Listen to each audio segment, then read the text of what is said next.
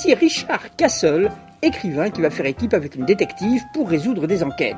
Kate Beckett, NYPD. Richard Castle, just NY. La série s'appelle donc Castle, vient de démarrer sur ABC et sera prochainement diffusée sur TF1.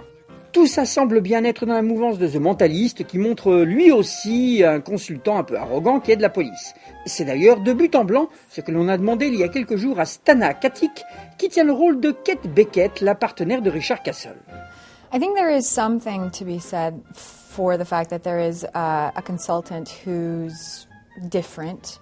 But I think the difference between our show and those kind of handler shows where the female handles the rogue male is that this one begins to lean towards a bit more of that fabulous sword play that men and women can have when they really like each other.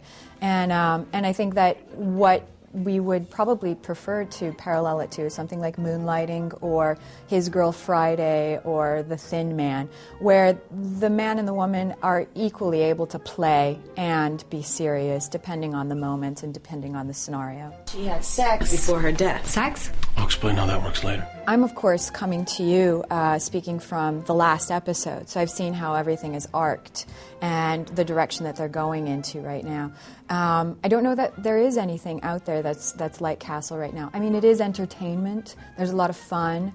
But we also bring in elements of the heart where there's a lot of compassion for the victims and for their families. There's compassion for my character and what she's dealt with in her past, because she does come from a tragedy herself.